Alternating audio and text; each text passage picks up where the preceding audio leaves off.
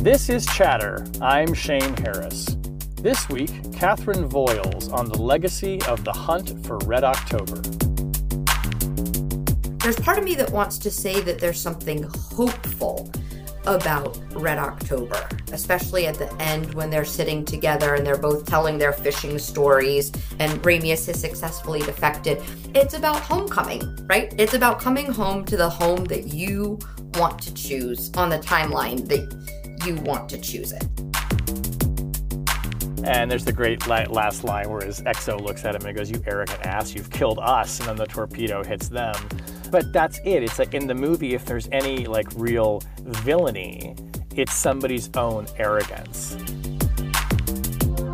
This is a globe-trotting story that is, at the end of the day, about people's relationships to each other as mediated by really complex institutions.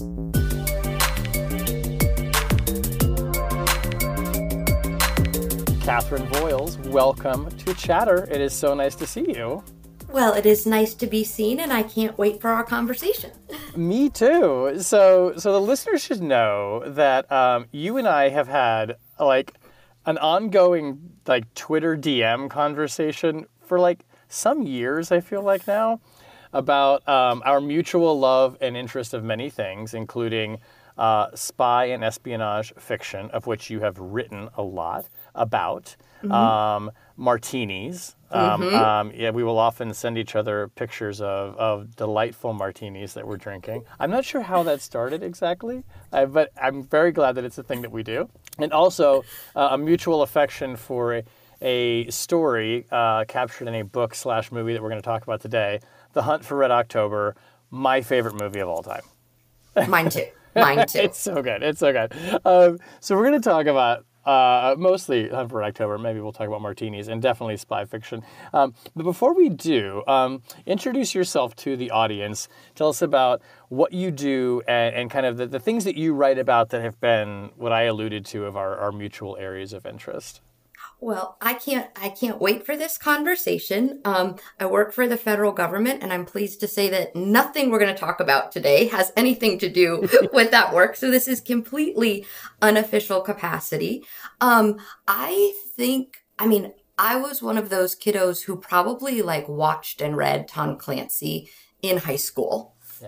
You know, so, and I don't think that a lot of girls did that, but I did, and I was lucky to, grow up in households that kind of gave me the free rein to be able to do that. And what that did was when I got in so many ways, the Tom Clancy stories are so clear, right? Like they have a clear beginning, middle, and end. Confusing things get explained throughout.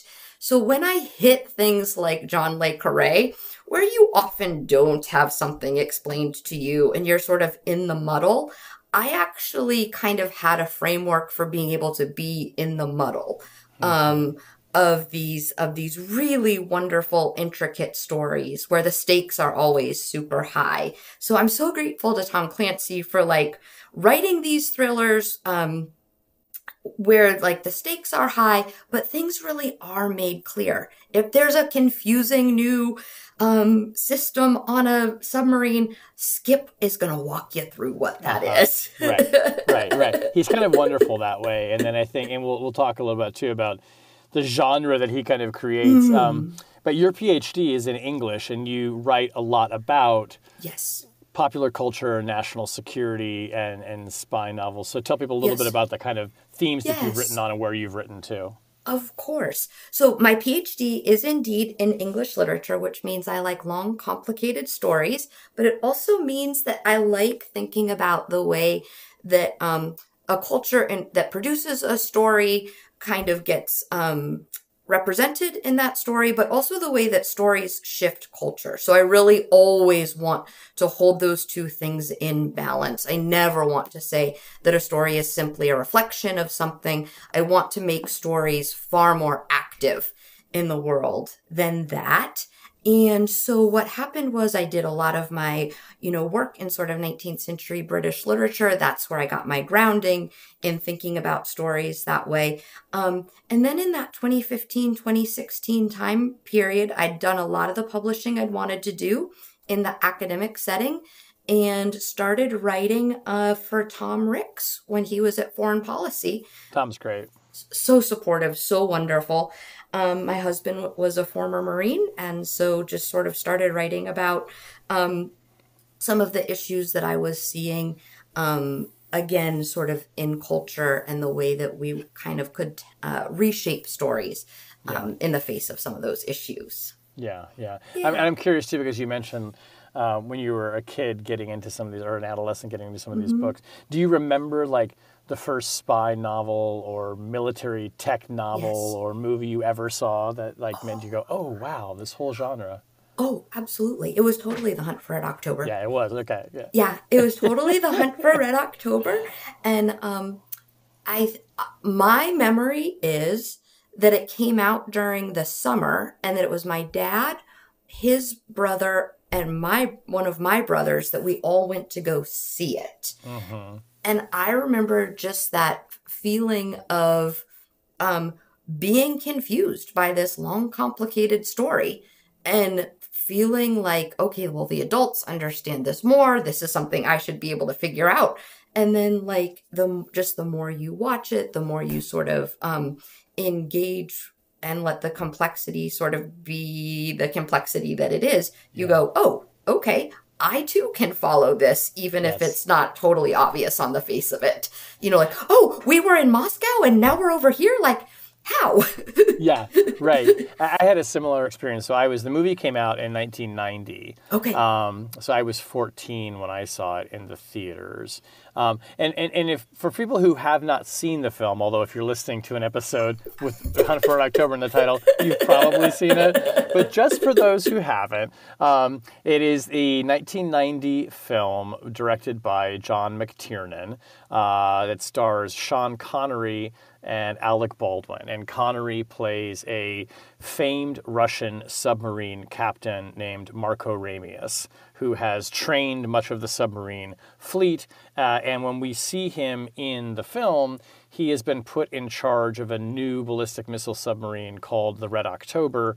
And the plot centers around a CIA analyst named Jack Ryan, who, of course, is the protagonist of most Clancy films, played by a very young and super hot Alec Baldwin. We have to talk about Alec Baldwin's career and all of this, too. We totally have to get to that. Who is basically, Red October, it puts out to sea, and the whole mystery and drama of the film and the story centers around the fact that this submarine has a new device on it that renders it essentially undetectable by sonar technology. So it's a stealth submarine. And the question is whether Marco Ramius is heading towards the United States in order to launch a first strike nuclear launch on the United States, or because he's trying to defect. And Jack Ryan believes he is trying to defect and spends much of the film trying to convince everyone that that is true. And the tension is, how can he get to the submarine and try and figure out Captain Ramius' true intentions before all hell breaks loose. So it's a wonderful kind of, spy slash military thriller. It's a fish out of water story because Jack is an analyst and he's been thrust into this operational role. So one of the things that I loved about this movie, and I'm curious what your first reaction of it too, is when you see the film at the very beginning, there's this quick little chyron that goes across the screen, and it tells you that what you're about to see it makes it sound like it was based on true events, and it tells you that it happens maybe in 1985, 86. Gorbachev has not yet come to power, and there's this incident, and it says, and everyone insists that today what you're about to see never happened. And so immediately you feel like you've been read in on some Cold War spy kind of file. And I'm kind of curious, do you remember seeing it like I did, feeling like, whoa, am I watching a true story here? What's going on? So I absolutely love that because, why not begin at the beginning, right? And it is such a great beginning. For me, what you really touched off there are two things. One is you really pointed to the way that two things kind of can cut in multiple ways, right?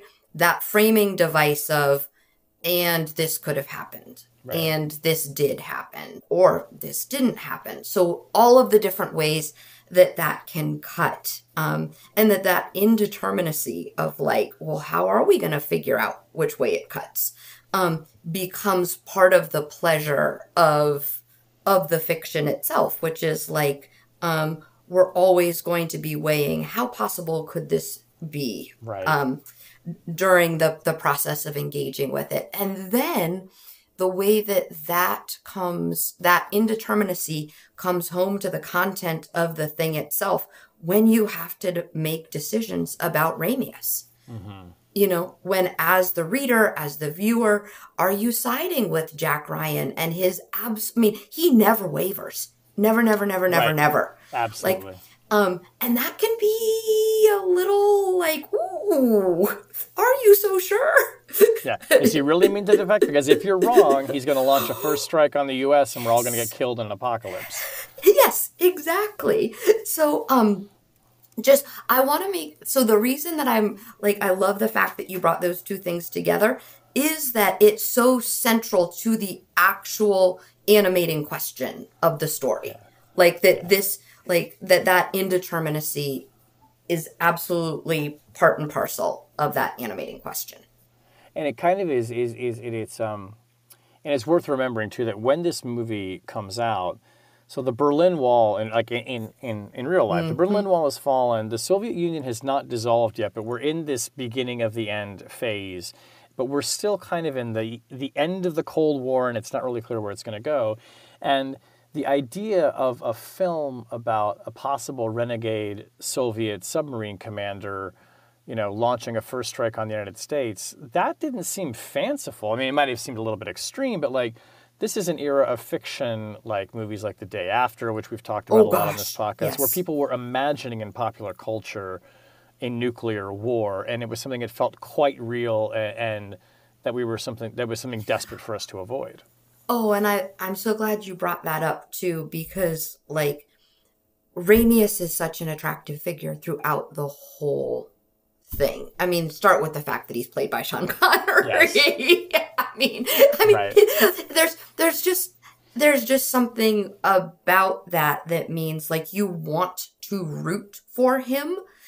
And so the complexity of asking Americans to root for the Russian under exactly the backdrop that you're talking about is like truly mind-bending, because like today you and I engage over this about like, oh, it's this nostalgic thing. It takes us back. Like I suspect you watch it yearly or something like that, probably around this dark time of year when it just seems nicer to be watching movies.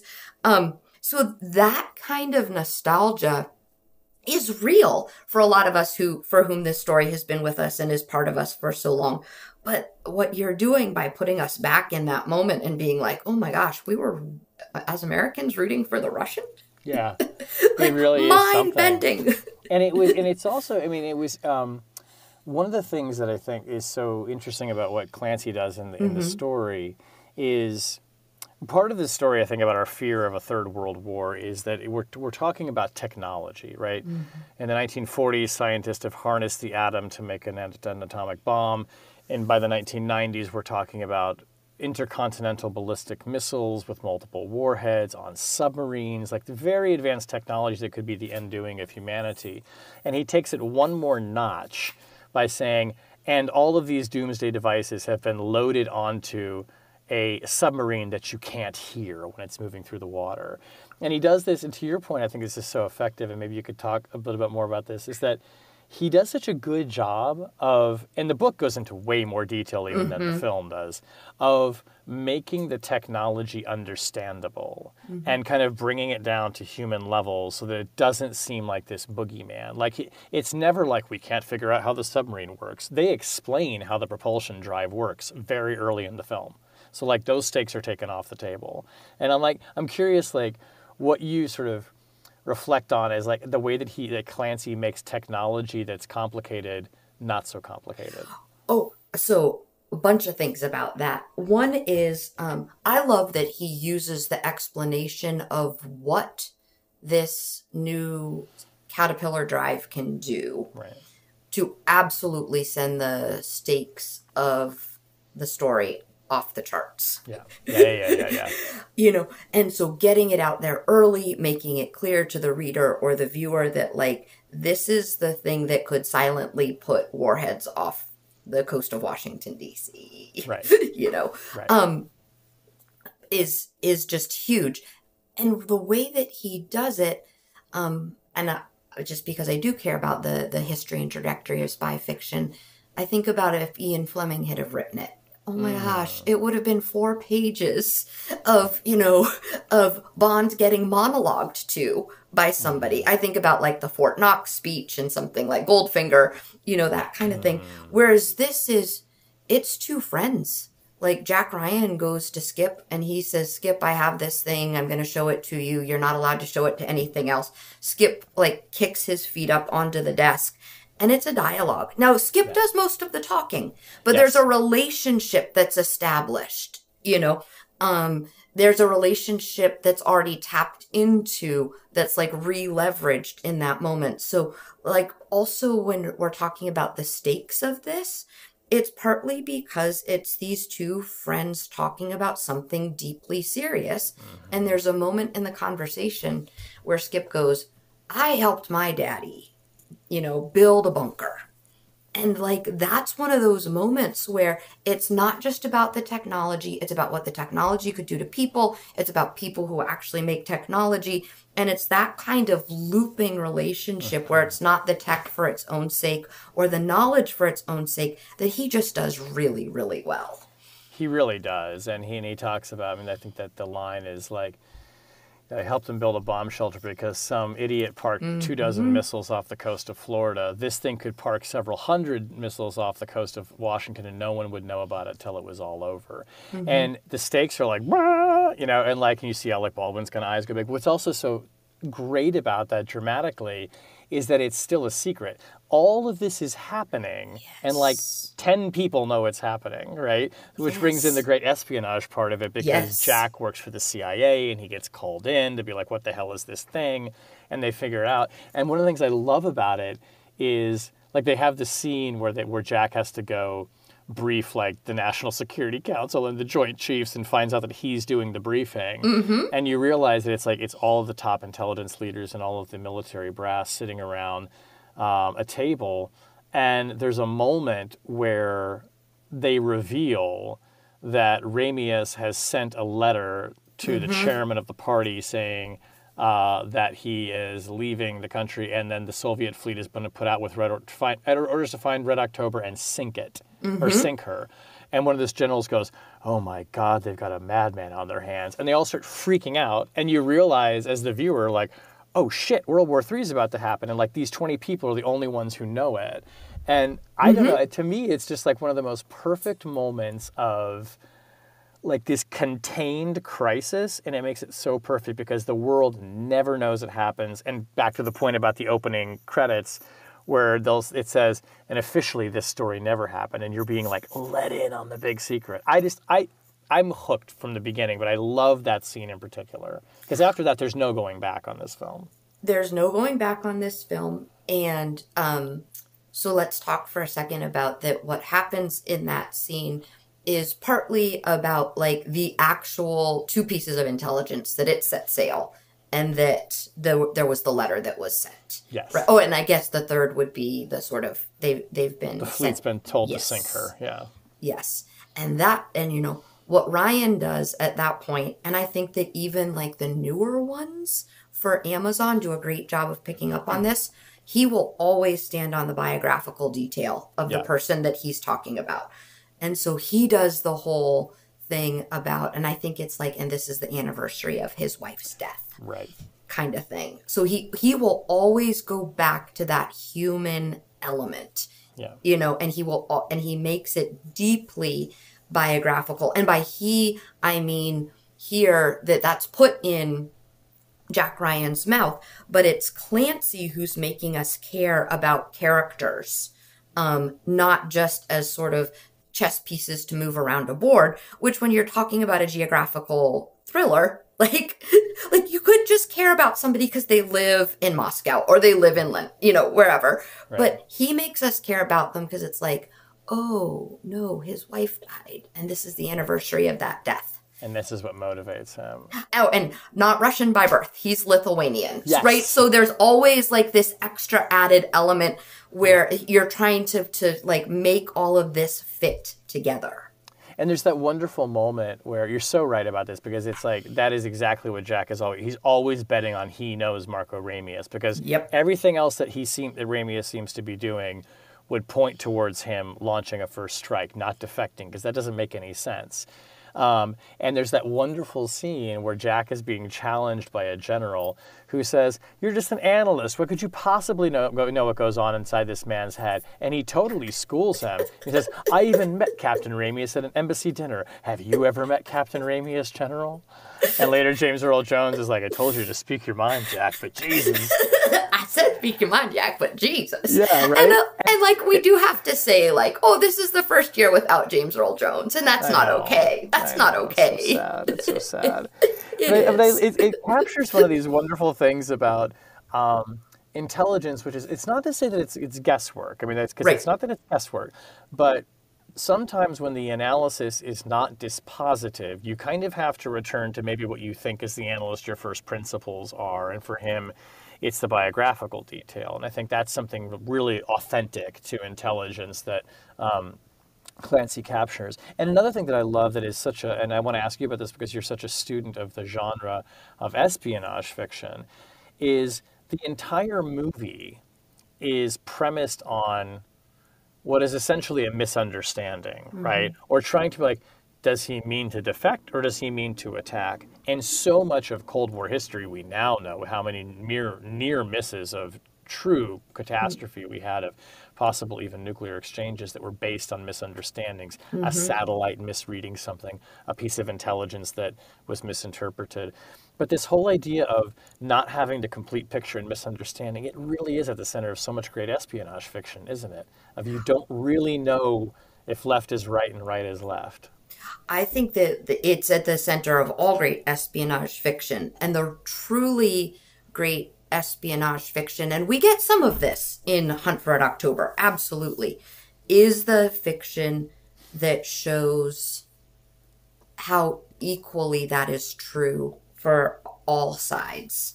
Yes. And so here I'm thinking of, that so many people will point to Le Carré as saying, well, what he did was he made, British spies flawed, but he made the Soviet spies as flawed as the British spies. And so that what happens is that guesswork becomes, that element of it potentially being guesswork becomes something that actually kind of mutually links potential adversaries, because there's a sort of mutual understanding or respect of like, I'm having to do the same sort of thought work you're having to do. I'm having to do the same sort of calculations you're having to do. I'm having to make the same sort of wagers that you're having to make. And so I think about how, like, what we kind of take for granted now is not necessarily a moral center or a moral equivalence, but we take for granted the idea, or since Le Carré, we kind of understand that, like, oh no, we're not going to draw super hard and fast distinctions, between what, like, that we as Americans are doing versus what they are doing, in terms of like, no, they don't know more than we, right. We do, in terms of having less of a need to do exactly that kind of weighing of potential misunderstandings that you're talking about. Yeah, it doesn't do anymore. I think it's not believable to audiences to have this sort of unalloyed good guy versus bad guy kind of narrative. I mean, like, Bond is not flawed. Bond is, like, superhuman. In fact, even the new Bond movies have to go into, like, Bond's human flaws and vulnerabilities to even make him a believable character and not make him seem like a superhero, because that just wouldn't come across now. Yes. I think one of the things that... I will say one thing that I was thinking about and struggling with a little bit with the Clancy versus something like the Bond or the Le Carré or other stories is, you know, like with Le Carré, there's this sort of story that says that after the Cold War, his books get angrier. You know, that the books just, there's a different tone to them, and especially after Brexit. I can't quite catch the tone. I don't know, you know, like, there's part of me that wants to say that there's something hopeful about Red October. That, like, especially at the end, when they're sitting together and they're both telling their fishing stories, and Ramius has successfully defected, it feels very much like that sort of Le Carré leveraging of both sides as kind of flip sides of the same coin. But you can never imagine Le Carré sitting his people down in quite that way. I mean, the man who has Alec Lima shot at the Berlin Wall is not going to do that. No, not at all, not at all. And it really, and I love that you point that out, because I still actually, I'll admit, I'm very sentimental, but I get a little bit choked up at the ending still, because... Oh, gosh, yeah. Not because it's like, you know, like, it's a sentimental ending, but because it's like, it's the hoped for ending that you wanted from a Cold War story, right? Yes. And the ending of, just to catch people up, if you haven't seen the movie, like, skip this part. But, you know, when they successfully get Red October out, like Jack has gotten onto the submarine and they've managed to evacuate the crew through an act of deception, because Ramius, and only Ramius and the officers are defecting. The crew has no idea what's happening, and they develop a very elaborate, wonderful action sequence, this is, where they make the crew get off the boat believing there's been a nuclear accident and that the submarine has been sunk, even though the Russian, Can I add just one thing about that? Yeah. And as we've said, probably most people know this, but that is within the kind of world of the movie. That's framed as something that's very caring that Ramius does. This is not him not caring about the crew. No, this is him deeply caring. Yeah, he must get them to safety. Yeah. Because he's only defecting with about a dozen officers, and the crew has to get off. And he has this moment where he says, "My crew are being rescued," right? And he is absolutely essential to him that happened. And Jack, having been thinking 2 steps ahead, is taking care of it. But they finally get to safety, and they hide the submarine up in Penobscot Bay in Maine, near where Jack grew up fishing with his grandfather, and they do the whole fisherman story back and forth. And Ramius gives him this quote from Christopher Columbus about the sea will bring dreams of home and new hope and all this kind of thing. And he says, Christopher Columbus, and Jack says, "Welcome to the new world, sir." And it's like this moment of like, yes, okay, like the good guys won and it's the Americans, whatever. But what they do so effectively in the movie is you see Ramius and the crew being these people who are so exhausted by the Cold War. And Ramius has this wonderful monologue of like, "I spent 40 years at sea. My wife was a widow before I ever married her." And this game of like no winners and no losers and no battles. And all they want is to get free of it. And it kind of like the ending is trying to channel this yearning that I think a lot of people who lived under Soviet oppression were feeling. And that they escape in the end. And it's a secret, and it's not trumpeted, it's not made into a PR victory or anything like that, but there's something so quiet about it. And I love that about that movie. So a couple of things about that is, one is, yes, there's of course the history of us being very good at trumpeting things, like Gordievsky getting that picture with Reagan in the Oval Office and so forth, Probably what you're talking about is one of the reasons why I will jump in on, I'll still call it Twitter, and say that it's a Christmas movie, is because it is, okay, it's about homecoming, right? It's about coming home to the home that you want to choose on the timeline that you want to choose it. And if that's Jack getting back to his daughter, if that's Ramius coming to the new world, that, if it's Jack learning that he can actually sleep on a plane, all of those things, and they happen. Right? Yeah. Like they happen. So in this day and age of like, these days it's all Hallmark movies and stuff like that. That's all about the happily ever after. But like, this is like in that sort of sense of like, I'll be home for Christmas. Like I have to travel a long distance to do it. That's part of why I insist on that. I love that interpretation of it. I really do. And in fact, I remember the first time I ever heard you say that, I was trying to remember, like, wait, does it take place at Christmas? Because he is, like, also bringing his daughter back a present and all the rest of it. But I am with you on this one. It is, like, spiritually a Christmas movie in that sense. So let's talk about the movie itself and some of our favorites. So let's talk about the actors. So Alec Baldwin, a youngish Alec Baldwin is in this movie. And I think I'm right about this, but, like, this is sort of his first, like, really big super duper star turn, right? Oh, gosh, yeah. And he is like, he's not yet the famous movie star Alec Baldwin. And it's such an interesting little thought experiment. He has actually talked about this, and Alec Baldwin has his own podcast, and he's really good. And obviously he's a deeply controversial figure and has his own legal issues he's dealing with now. But he has talked about this movie. He chose not to continue with the franchise. And obviously Harrison Ford continued in 2 or 3 more of the films, and now John Krasinski is doing it like in a new iteration. But I mean, Alec Baldwin is great in this movie. He looks great. He plays this fish out of water so well. He looks like an action hero, but he doesn't behave like one. You do get the feeling that he's actually like a naval analyst, and how the hell did I end up on this boat? But I think he's just terrific in the movie. And like, if he had continued in this, it would have changed the arc of his career. Things would have been very different. But I think he is in so many ways like the perfect kind of protagonist to push the action along. And he's just a superb actor in it. Yes. I think he absolutely pulls off the person who can credibly be the guy who, is on the helicopter going out to the North Atlantic and saying, next time Jack, write a goddamn memo. Yeah. So he gets that I'm just an analyst, as well as okay, I'm operational. Like, and he carries it off in a way where it never kind of feels like there's a total flip that switches. Yes. It very much just feels like, okay, we're on a continuum. This is just the thing that we're doing. We survived. Yes. And then I also think like there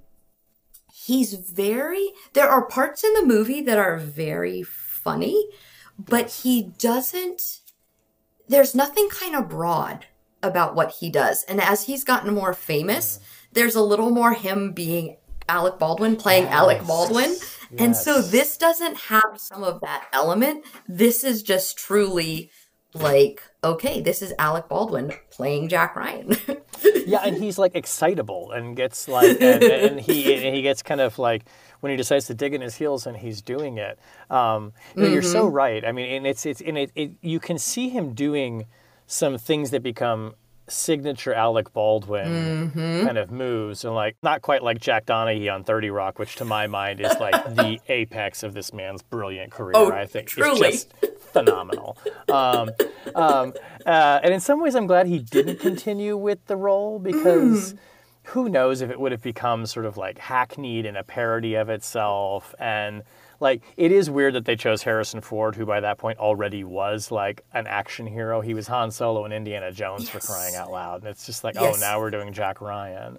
Yeah. But I think it's great casting. And the other, of course, is Sean Connery. And, again, we have to remember like when this is coming out. I think he had done The Untouchables already. Where, of course, Kevin Costner plays Elliot Ness, and Al Capone is played by De Niro, and Brian De Palma's in it. Anyway, so Sean Connery had played a cop in this movie. He won the Oscar for it for Best Supporting Actor.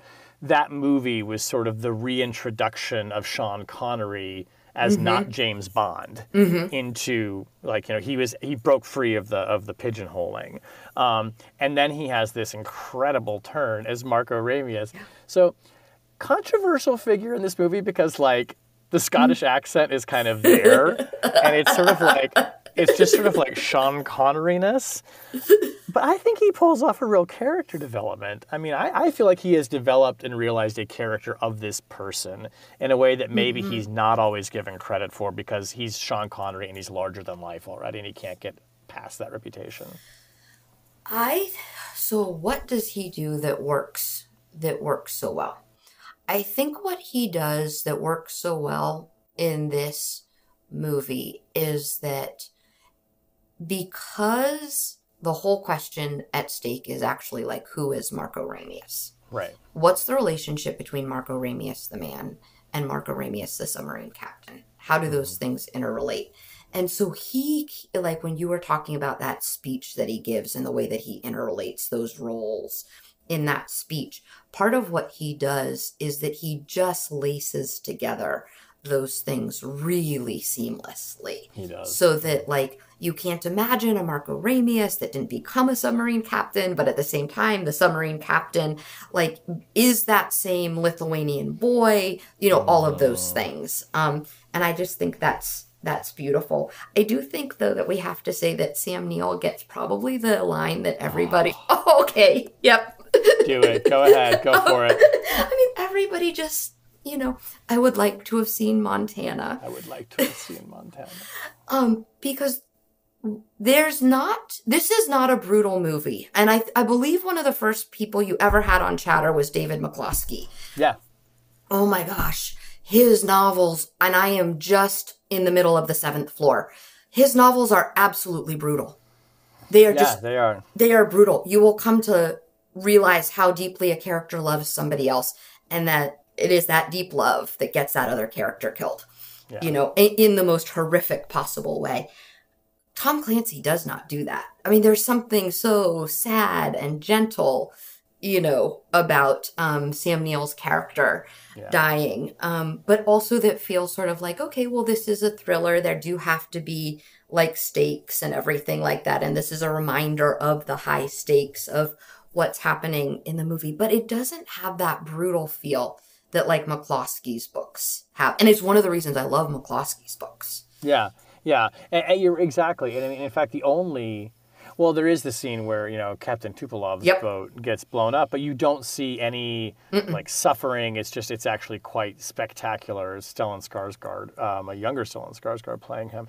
But that, you're right. I mean, and there's nothing else that's really, it's not a shoot 'em up kind of film at all. It's not a shoot 'em up film, and it's not, we've talked about the way that it's not moralizing. But if there is a moralizing element, Tupolov is bad, and we know it. That's right. And one of the, and this is, I'm so glad you mentioned that, because, like, yes, it's like he's bad, but he's bad in that, not because he's a Russian, but he's bad because he's an arrogant prick, right? And he's been, and again, for people, if you haven't seen the movie, fast forward, but, like, whatever, no more spoiler alerts. If you're here, you're in. But, you know, Ramius has trained him, and he's this incredibly ambitious, you know, sub-captain. And when we find him, he has gotten the order to attack the Red October late because he's been running too deep under orders to get the message. And when he resurfaces it, you know, he says, these hours are 7 hours old. These orders are 7 hours old. We've been sitting on the bottom like an idle schoolboy. And so he's chasing him. And so he takes when he finally encounters Red October, he foolishly takes the safeties off of his torpedoes after Ramius knows he tricks him and all that. And then so he kills himself because of his arrogance, right? And there's the great last line where his XO looks at him and he goes, "You arrogant ass, you've killed us." And then the torpedo hits them.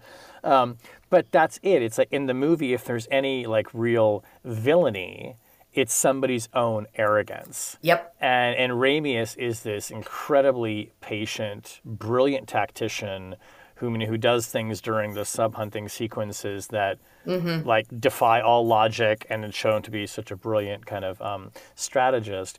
But I love, to your point about that, yeah, there's really, the only time that it saves kind of for moralizing in the end is a little bit of that feeling when like the Americans win. But it's a much more ambiguous film in a lot of ways.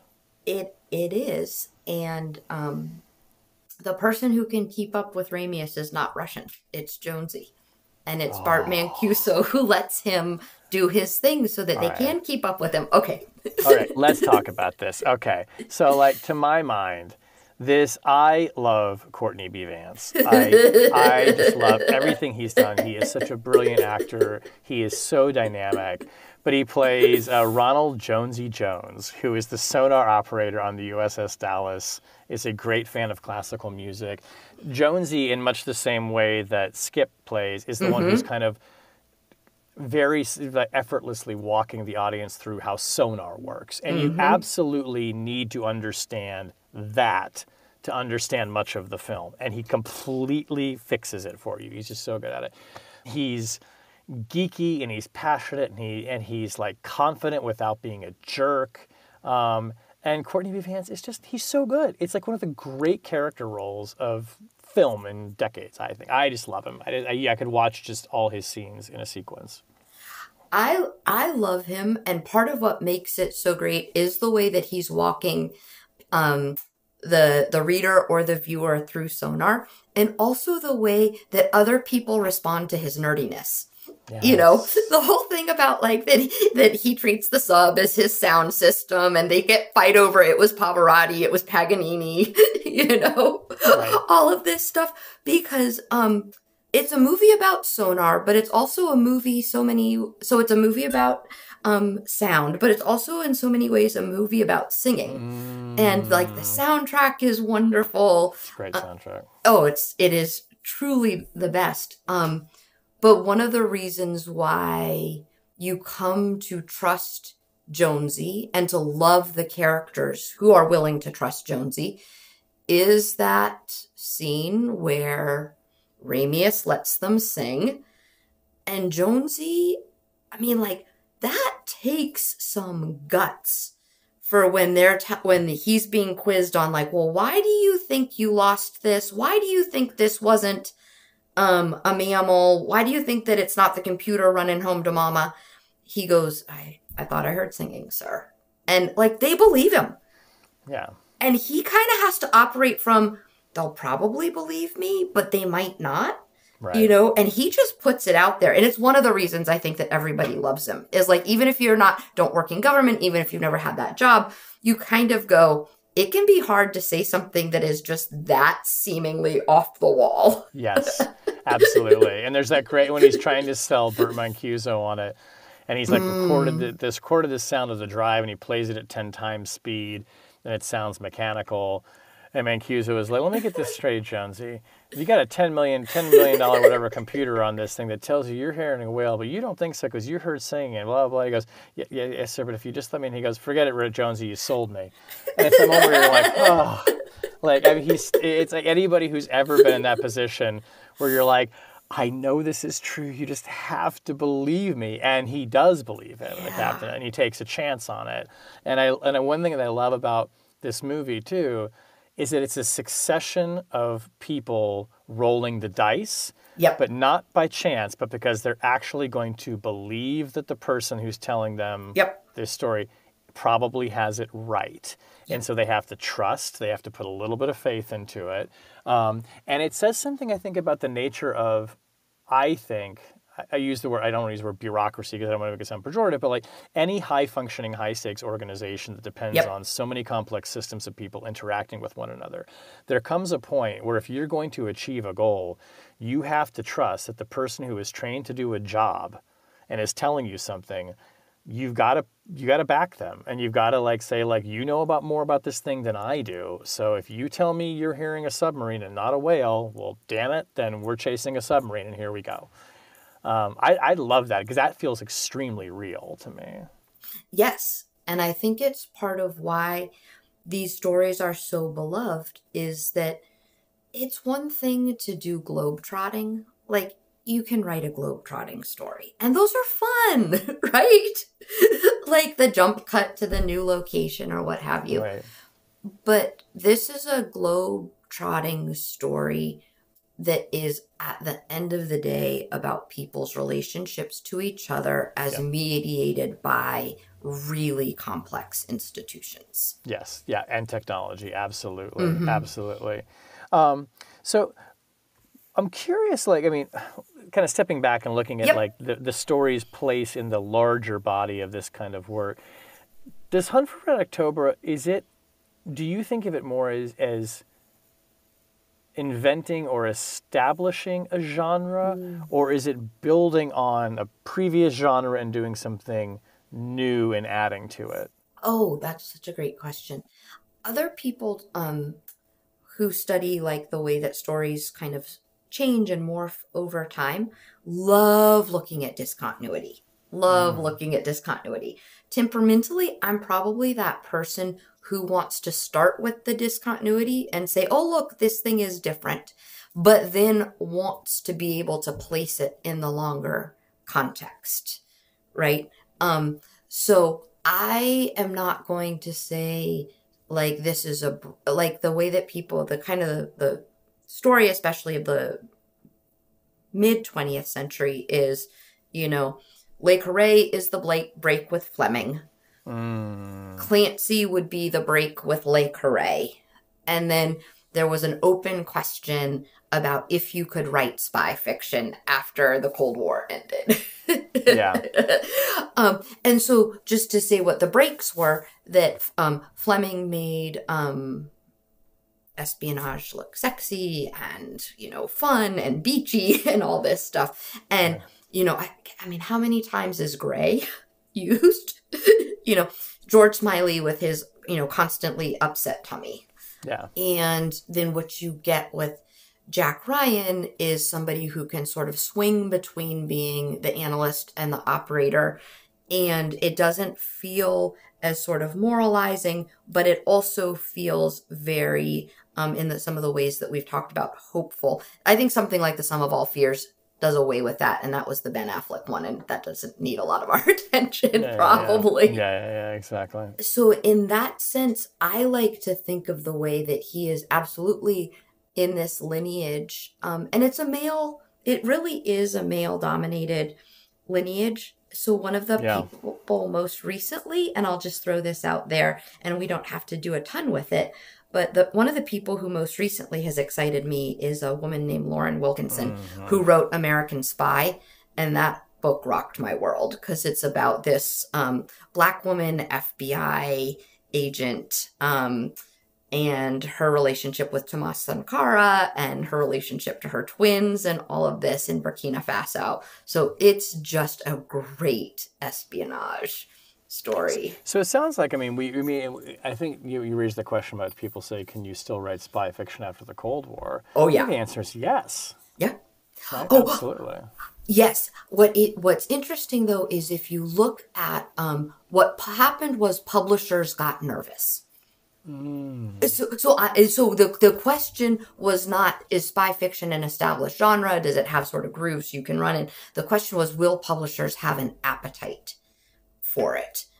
Because, what you and I have been talking about is like, there wasn't like the spy fiction, because it so much has to show Americans getting inside the minds of Soviets trying to figure out what Americans were doing, or Brits trying to figure out what the Soviets were doing, and vice versa. It never necessarily felt all that clear cut, but publishers would write about it as if it was clear cut. Like, no, now that the thing is over, now that we don't have an enemy, what are we going to do? Well, we did just fine. I mean, maybe not geopolitically we didn't do just fine, but in terms of our storytelling, we tended to do pretty well. Absolutely. I mean, it's a subject for a whole other conversation, but, a movie that I love, which is, directed by a woman and about a woman protagonist in this world, is Zero Dark 30. Oh, gosh, And the character Maya is sort of an amalgam Yep. of a number of women analysts in the CIA who were tracking bin Laden Yep. before 9/11. It's interesting. I'm sure you know this, but one thing I always remind people is that the unit that was tracking bin Laden before 9/11 Was all women. was largely comprised of women, right? CIA, because it was a backwater assignment, but it was where a woman could go to get promoted through the ranks, Yep. to get different levels of experience, because the men thought it wasn't worth their time because they were all off working on the Soviet account. But of course, after the dissolution of the Soviet Union, who's the main enemy? So there's a wonderful whole terrain of genuine espionage thrillers of the hunt for bin Laden before and after 9/11 that only starts to get plumbed because of 9/11. And one of the reasons that I like Zero Dark 30 is we think of the bin Laden story largely through the lens, we, the public, Yeah. of the incredibly daring and amazingly successful SEAL team raid on the compound in Abbottabad. Yep. That is like a 2-hour moment of a story that takes years. Yep. And the story of how they get there involves analysis, it involves torture, it involves questions of whether torture worked, query where the movie falls on that question. It always felt totally. Like, it always felt weirdly ambiguous to me. I was like, what does Katherine Bigelow really think? I'm curious. Did you have an upshot of that? Did you feel like she was making a pro-torture or an anti-torture movie? So I will fully confess that I read all of the discourse about the torture scene prior to seeing the movie. Yeah. And then when it actually happened, I a little bit had that's what all this was about. Me too. Reaction, which makes me sound like I'm falling on certain sides of questions that I might not fall on. If Same. that I feel makes the same way. I don't if mean that to makes sound that sense. way. Yeah. Yeah. But for me, what was so interesting about that is exactly what you're talking about. What does Katherine Bigelow think about it? But also that we were in a cultural moment where this was such an important way of us thinking about ourselves. Yes. And I think that one of the things that we should also talk about, because I think it's implicit in what we're saying, but it makes all sorts of sense to make it explicit. I think the idea is that one of the reasons spy fiction is so important is that idea that intelligence services are a sort of diagnostic tool for the health of the nation. And I think I'm not the first person to say this. This is not my genuine insight, but this is how we take our temperature as a people. Yeah. And that's why I think that what does Katherine Bigelow think about this? How does the movie portray it? Why was it that we were so clued into it as a people during that time? That's part of how that temperature taking works. I'm not saying it worked well. I'm not saying that the thermometer was correctly calibrated. I'm not making those sorts of judgments. I am saying that as a sort of baseline assumption, that's part of how we look at our health. Yeah, and I observed too that there really aren't that many movies about 9/11. I mean, there's not even that many movies that like take 9/11 as a plot background, and I wonder if it's because we still just as a society aren't sure how we think about it, and it's like too fraught as a story. Yeah. I think it is.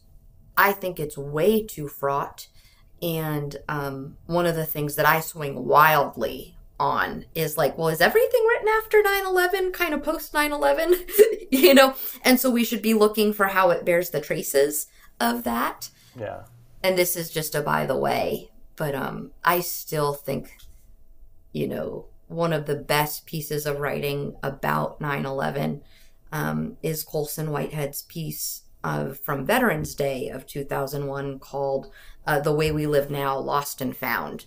And it's a kind of meditation on what it means to lose something, to go through devastation, to try to come out the other side of it in a way that only Colson Whitehead, can write about, because he's Colson Whitehead. And it's these themes of of loss and sort of shattering of illusions of security. There's such a good counterpoint, or like a little chaser to the idea of a Cold War film like Hunt for Red October, which we've been talking about all the ways that it doesn't pick a side and has ambiguity. Yes. But in the end, what's averted is disaster, right? Yes. And it seems to me that most of the sort of nuclear era fiction was all about the happy ending is we didn't all get blown to smithereens, right? Yes. I mean, it's one of the reasons why I find The Day After such a hard story to watch. It And is. we've had two people on the show talking Yeah. about that before. Is like there's no good resolution. I mean, the resolution of that film is that everyone just slowly rots to death, and it's just, oh God. But I think that it's why, you know, a movie like Hunt for Red October, in the end, you start to get kind of choked up because you're like, oh my God, they didn't all die, you know. And it's in, Yes. and I think maybe I don't want to say like young people today don't get this, but like we don't have stories that posit those kinds of stakes anymore because we don't live in a world, thank God, in which that kind of conflict is quite possible. I mean, yes, it is possible, but not the way it was at the height of the Cold War when we came close perilously to that. And I think that freights Cold War stories like this with the kind of high stakes level that you can't really replicate today. Like that's about as high as you can get. I think there's something, and this is where I will say that I think that we can take our temperature and find ourselves slightly unhealthy, which is that the high stakes movies that tend to deal with the destruction of the world these days tend to be superhero movies, right? Yeah. And I'm not, Yeah. I don't want to make anybody mad. You know, I'm not like anti superhero or whatever, but they don't, they are the expression of a sort of, they're not the expression of something as sort of deep and abiding as what you and I have been talking about. They are the expression of something that to me feels quite offset. That feels like it's true that the dangers are varied and various and really hard to grapple with today. That doesn't mean that our stories about what national security dangers are in front of us should be as offset as things like Captain America are. You know, Yeah. because I think some of what we're talking about in terms of why The Hunt for Red October is such a genuinely moving movie is that it felt like it was dealing directly with things that can or could happen, and it knew how to bring them to resolution. And, you know, when you have stories that just keep spinning out because there's one more to tell, there's one more to tell, there's one more to tell. It, first of all, you don't get resolution. Second of all, you're never really sure what the issue is that's at stake, you know, and we have to kind of know what the issue is that's at stake. You know, one show that I've only come to recently, and I didn't catch it when it was on, now I'm getting caught up. There's another great Cold War espionage thriller where the stakes are similar kind of big is Deutschland 83. Did you watch this? No. So this is really fun. It's centered, there's a Deutschland 83, Deutschland 86, and Deutschland 89. Geez. And it's all about this young East German guy in the military whose aunt works for the Secret Services and basically seconds him against his will into an intelligence operation in West Germany undercover. And the backdrop of wow. it is the Able Archer exercise, Oh boy. Okay. which the Russians and the East Germans were misinterpreting as the West about to launch a strike, Yep. but it was actually all an exercise. Yep. And it was interesting to sort of to see a contemporary writer treating that subject because it feels like such an artifact of a bygone era. But you go back and you watch this, and you really weirdly it feels like, oh, this could be happening right now. Oh wow. Because it's like while it's historically it's past, the existential nature of the stakes I feel like is something that is just intrinsically like we get. And it almost made me want to say like take a page out of this or the Americans and like let's have more Cold War stories, but that are written now in the 21st century. Like all this distance has given us perspective. Like I want to see like, let's do it. Let's start doing Cold War portrayals in fiction gosh. more. Yes. Yes. Absolutely. I think you know Garrett Graff. Oh yeah, a good friend of mine. Yeah. Okay. So I've never met him. I'm a huge admirer of this point that he makes when he talks about what happens when something slides from memory or lived experience into history. And so part of what you're saying is like, and he talks about it in the context of 9/11. Like what does it mean when people are learning about it in school but didn't experience it the day Right. themselves. And the way, the thing that I love about what he says is he always says the story gets flattened and telescoped because it gets made neat. And we Yes. lose that sort of lived texture of what was it like to not know how many planes were headed into buildings. What was it like to not know what was going to happen with the anthrax? All of these things, that living through those events is just so much wilder and more unpredictable when the end of the story is not known. And one of the things I actually think we're getting better at today is, and I think that I think he's very good at it. I think podcasts like Slow Burn and Fiasco kind of take that as their premise. Like, what was it like to live through this when we did, like, can we pretend that we don't know the ending? And let's put ourselves back there and have Martha Mitchell saying the things that she's saying. And what we're tying together is the way that it's time to start retelling some of those stories from the point of view of, like, we don't know what the ending is. Yeah. And then you work towards the ending as it actually happened. Yeah. But you don't start from the premise of, let's imagine that everybody knows, oh, Nixon resigns, Right. There were 4 planes that went on for 100 and however minutes, and then it was over. Because, like, as Spencer Ackerman's the first to say, this goes on forever. Totally. So who are the espionage writers or the military fiction writers today that excite you the most? Who do you enjoy reading? You mentioned some already, but yes. So yes, absolutely. American Spy by Wilkinson. David McCloskey's books I just think are just brutal in the way that we've talked about. I quite like Karen Cleveland's books. I do think of spy fiction as in some ways deeply familial, and she brings that out. Oh yeah, I love fiction that gets at that piece of it. Yeah. Yes. I'm quite excited to see the resurrection of the John Le Carré books by his son. I'm partway through that right now. And then also, let's see, who else? Oh, there was the one-off book called The Secrets They Kept by Laura Prescott. Oh, yeah. That was really good. That was about the Dr. Zhivago operation.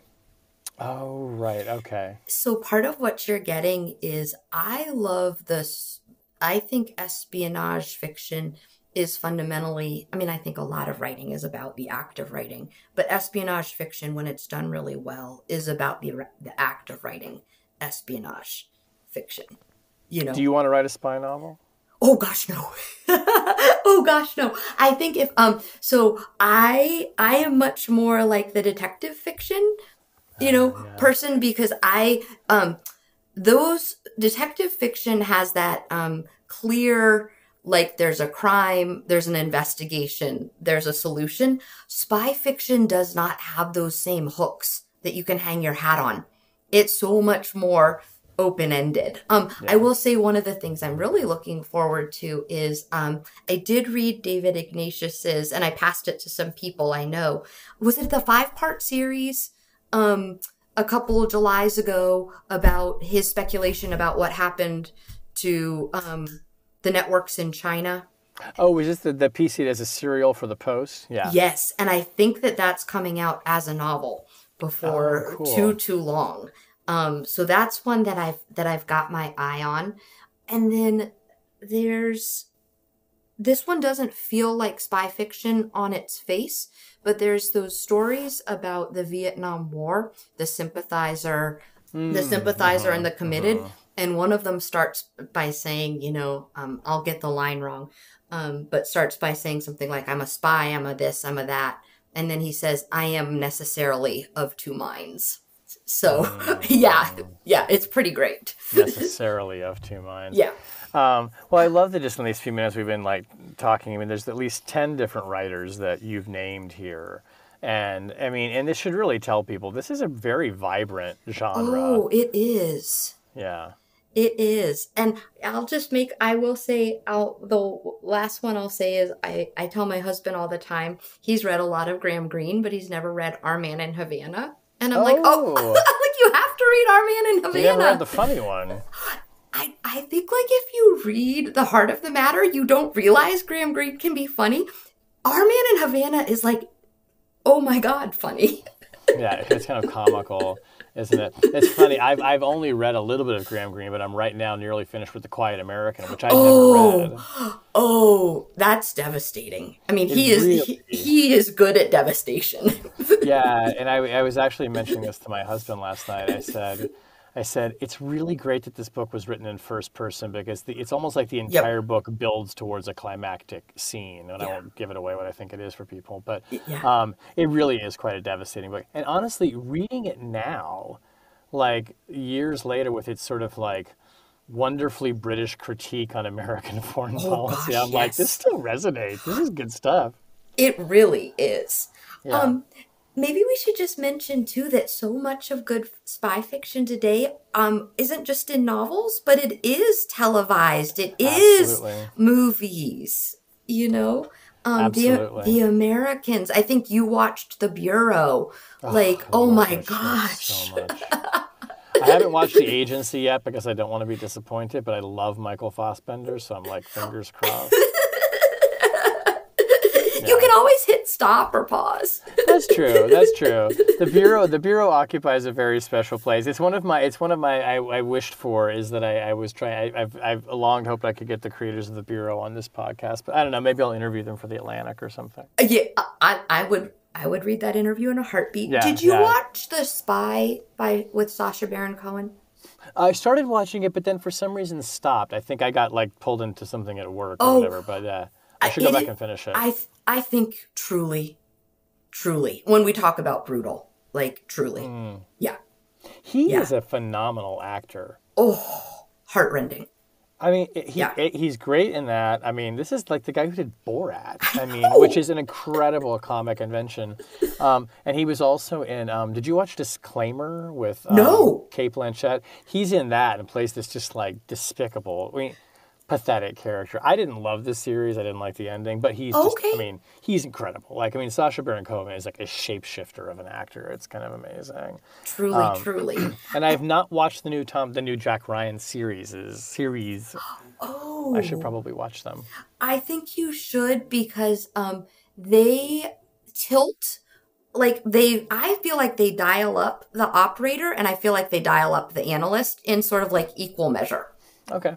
And so I think that that's something that's quite good about them. And then I think the other thing that I think you and I have both loved is I still think The Spy Gone North is just, Oh, that's so good. yeah, it's just, oh God, that might be the best ever. It's the only Korean Yes, spy movie that I'm aware of. yes, I feel like that one is up there on my list of like with The Lives of Others yes, of just truly profound yes. intelligence fiction that like really gets to like human stories. I think there's been some great storytelling on podcasts, Uh-huh. like the Wind of Change Oh yeah, podcast. I Patrick's mean, oh great. gosh, Yeah, that was totally. that kind of rocked my world. And Yeah. then yeah, I feel like as we're talking about just the different ways that stories get told, I'm so excited that there's just so many different media that we have available for telling the stories Hmm. of this particular genre. You Yeah, know? and it really it is there is we don't have time to go into all of them, but we could talk just about intelligence and espionage Yes. podcasts. I mean, Zach Dorfman has done some great work. I Corbin loved Carrera his. is doing a new Yep. thing now. I mean, there's just a lot of stuff out there. You know, we've kind of explored some of that train a little bit too. Absolutely. But it's really I think it speaks to the enduring interest in these stories because at the end of the day, intelligence work is human work. Yep. It is trying to understand what is in the mind of a human being, and Yes. that is the kind of Yes. unfathomable terrain, and that's what intelligence is largely about. It's about intentions. I think it's one of the reasons, and I know that this is largely about Tom Clancy, so I don't want to turn it just to Le Carre, but I think that's why his stuff is so influential and endures so much is because he just made so clear that this is first and foremost about people. Yeah. That it's about people relating to each other. It's about people relating to their institutions. It's about people and whether they change or don't change, and just all of those, all of those kind of deeply human questions that we have about each other. Do you know did you know the Charles McCarry books? I love Charles McCarry. Okay. Yeah, I thought you did, and I do too. And it seems to me that one of the things that happens is, especially people who worked in the intelligence world who then become fiction writers, really insist that it's not just that intelligence work and fiction sort of resonate with one another, but that there's something about normal everyday life and intelligence work that resonates with one another. So he talks about, like, if you've conducted a big business deal, if you've had a love affair, if you've done any of these things, you know what it's like to try to operate in secret, to try to figure out somebody else's intentions when they don't want to tell you what their intentions are. Yeah. Yeah. And that's, like, I think one of the fundamental insights. So we can, I will stand by what I said about, like, taking the temperature of our, health as a nation. But I also want to stand by, like, these things as deeply ineluctably human. Mm-hmm. Absolutely. I think McCarry and Le Carre, for my money, kind of probably nail that the most. I think so too. McCarry, who hated being called the American Le Carre, but that's what people would often call him. But he hated it. He's like, yeah. We'll just call him the author of the Paul Christopher novels to keep him happy. Exactly. And if folks want to really, like, and if you want to also, by the way, have a work that holds up now, and you're like, wait, somebody wrote this even back then, go back and read Tears of Autumn, which is basically a JFK conspiracy novel. Oh my gosh, it's actual insanity. Like, I think I most recently did it like 3 years ago, and I was like, ooh, little close to home. Yeah, it's wild. I mean, you read it then, you're like, God, he was thinking about this back then. It's kind of amazing. So my second to last question for you here, as we come to the end of this discussion, I want to spare a question for our other shared passion, which is a delicious, great martini. So tell me, you don't have to say you're the perfect martini, but do you have, like, a favorite? Like, if you could order up a particular gin, a particular way, whatever, like, your favorite, it doesn't even have to be, like, your go-to. That might be different, but, like, what's your favorite martini? Okay, so I'm going to tell you my go-to, and I'm going to tell you the one that I had last night, because it was way off the wall. The one I had last night was up in Boston at a place called Salty Girl. And they put, I did gin, and they put caviar in the olives and caviar in the onion. And it was as decadent and over the top as your base is showing. Yes. Wow. So when I saw it on the menu, I'm like, I'm not a caviar person, but tonight I am. I make my own martinis for the most part. Tuesday night in my household years ago became martini night, and it just kind of grew to other nights of the week from there. I do 4 parts gin to 1 part vermouth. I am a snob about vermouth. Hell yeah. Okay, thank you. Thank you for making me feel better. I'm a little more fun with the gin. Like, I can see going with lots of different gins in lots of different ways. And I do like them slightly dirty, which for a lot of people is a not okay thing. Yeah. But that's just, I love kind of saltiness and brininess and always have done. And I will drink it. My favorite, I went to a restaurant one time and they had run out of martini glasses, so they served it in a stemmed red wine glass. Oh. All I can say is it made me feel like, I was like, I don't know. I'm like, what era am I even in? Because I don't think it's 2022. No. Also, like, it feels like, I mean, it makes you feel like more of a drunk because you're like, it's like, I guess a martini glass, you can sip it. I mean, it's the same amount of liquor, but yeah. And I think I know how the martini thing started, because I think you posted a picture of a martini and there was only one olive in it. And I wrote back and said, I'm only a restrained one olive kind of person in a picture. Because otherwise I'm like I'm a little over the top. Do you have a favorite vermouth, being a vermouth snob like we are? Dolan, yeah. Yeah, totally. Yeah. Capitoline is a great vermouth too. It's a local DC vermouth. Yay! Yeah, Capitoline. It looks like Capitoline, but it's Capitoline, and it's very dry. It's this great DC brand. I would highly recommend that. I will just say that in our house, Joe makes the cocktails, as you know, and probably listeners know. Definitely a good vermouth. Gin, pretty flexible. A go-to regular gin might be Tanqueray or Bombay Sapphire. Oh, we have tons of kinds of gin. We love gin from Maine. Absolutely, like you said, on the vermouth must be very good. And what he will do is put a single olive, but he will also take a lemon and he will zest the lemon over the top and then run it around the rim. So he will do a lemon and an olive. Okay. Please get permission to steal it, because I would like to steal that. And then I'm sure that he's this way too. For me, it's what the ingredients just have to be super cold. Yes, it has like to be that. cold. That's probably like the vermouth and the coldness of the ingredients are my non-negotiables. Totally. Yeah. My dream martini, if I could go anywhere and have a martini any day of the week, it would be to go to Duke's Bar in London and have a martini at Duke's Bar. Which, there's a limit. They have a house limit. You can only have 2. Partly because they'll knock you on your ass, but also because they're trying to turn the tables over because it's a very popular bar. But I love that. Yeah, it's good stuff. It's good stuff. All right, last question, as you know, as I reach into the chatterbox. Here's the chatterbox. You may have never actually seen it before. I've never seen it. It's gorgeous. There's actually 2 versions. We have multiple chatterboxes, Oh, but this is the one that sits at home with me. Okay. So here, I'm going to ask your question, randomly selected. Okay. Oh, this is going to be a fun one. Okay. This might play more to your policy nerd side. Name one dead political or a national security leader from any era that we could really use right now. If you could bring back a sort of a national security eminence or a big policy thinker or a strategist or somebody who we could bring back, who would it be? Oh gosh, is it too obvious to say that we need Dwight Eisenhower and No, this is a great one. Yeah. That's great. I feel like we need somebody who can encapsulate succinctly what we're going through. And the guy who can say military-industrial complex is the guy who can sort of encapsulate succinctly all of the complexity of what we're experiencing. Yeah.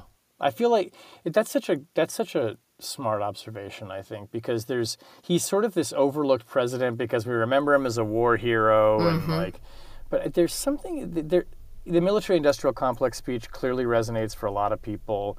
I think that's something that actually traditionally has been kind of a bugbear, maybe more of the left, that is now clearly on the right too, and it's now everyone's kind of aware of it. Yes. But talk about somebody who it had a kind of the ability to be a military leader and a political one, and I think that we're kind of probably just hungry for that level of stability and seriousness of purpose among our leaders these days. Yes. I think about the word stability a lot. Totally. And what it means to feel destabilized. So I love that you raised that because things do feel destabilized. We live in a destabilized world. What is one of your favorite phrases? Very cortisol spiky kind of thing that's happening right now? Yep. It's also cortisol spiky. Totally, it very much is. Katherine, this has been an absolute delight. I am so glad we did this. Thank you. Same. So much fun. Thank you for coming on and both geeking out about the film, but also just sharing your tremendous insights that you have. You have studied this genre of fiction so much. You are so well read and so well traveled in this terrain, and it's just great. I mean, people should read more of your work. They can find you online, but you're just such a good thinker and great communicator about this. And I love that our social media relationship is now a podcast thing, and we have to get together and have martinis. Oh, we absolutely will. I mean, we're going to do this. So it's just it's really been a delight to have you on. I can't thank you enough. And have wonderful holidays and a happy new year. And as we head into the new world. Yes. Thank you for believing that The Hunt for October is a Christmas movie. It'll always be in our hearts. Thank you.